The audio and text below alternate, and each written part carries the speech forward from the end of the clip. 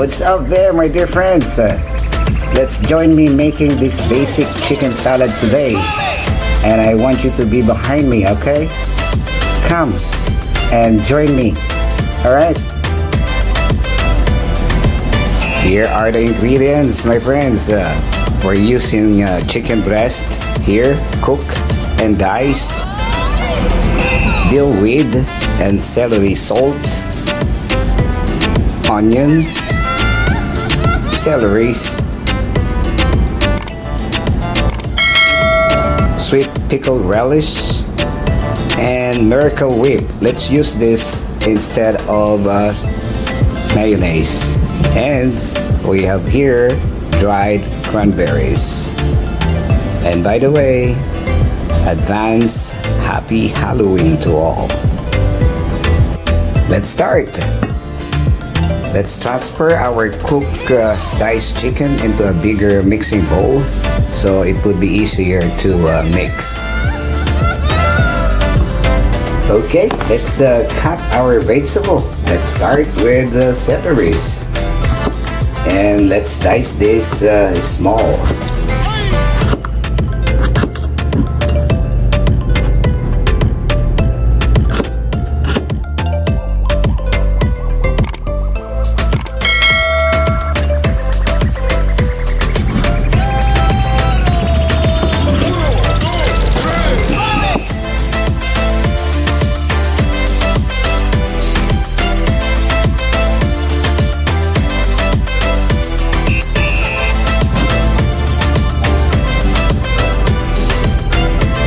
Then our onions. Let's do the same thing.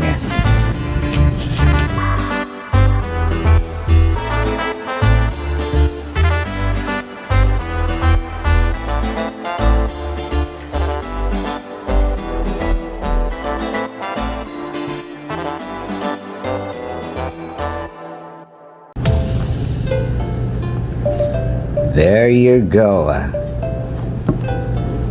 We're done slicing, my friends. Here we go.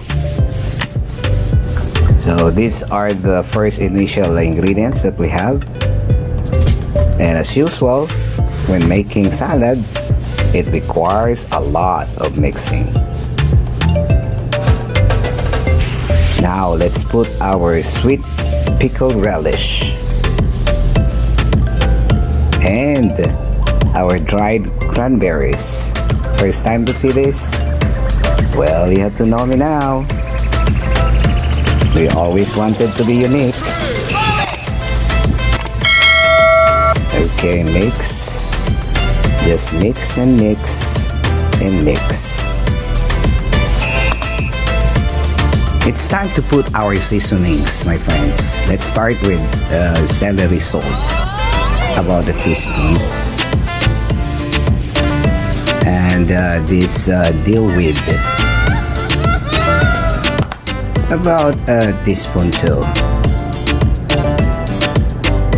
And our white sugar, 1 teaspoon of white sugar. Then let's mix again. Mix, mix, mix, mix. You know, the best thing while you're doing salad, you can play some music, upbeat music, so you won't get tired. Now let's put our Miracle Whip. This is actually healthier compared with regular mayonnaise. It's a common notion, my friends, that Miracle Whip and mayonnaise are actually the same, and that Miracle Whip is just a brand. No ma'am, no sir, they're completely different. And if you want to prove me wrong, you can always go and search it, Google it, my friend, and prove me wrong. But at the end of the day, it's a matter of your choice. I'm not saying that you cannot use mayonnaise.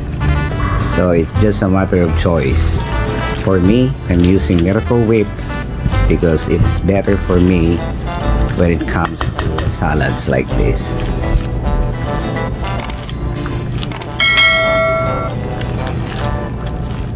So let's continue mixing. And by the way, don't overdo your miracle. Now, let's serve our salad in 4 basic but awesome ways. First is in a regular serving bowl.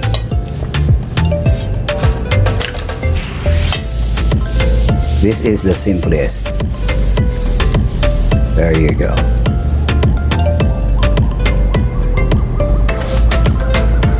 Next is by using a croissant or any kind of bread that you wish.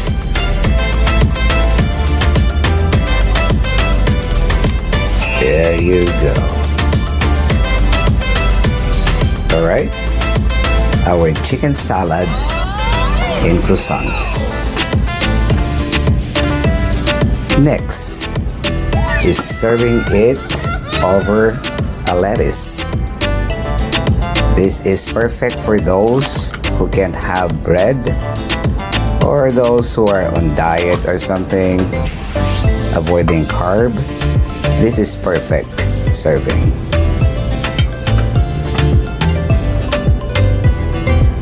And the fourth, you want it crunchy while eating your chicken salad? You can put it on top of your favorite crackers. This time I'm using a saltine cracker or crackers. There you go.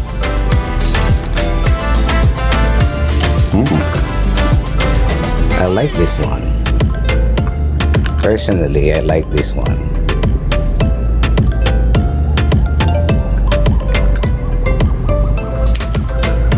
There you go. There. And you're gonna eat it like this. Like that. Alright? There you go. Thank you so much, my dear friends, for joining me preparing this basic chicken salad. And I hope I was able to incorporate new ideas for you, how you're gonna serve this in 4 different but awesome ways. God bless you all. Until next time.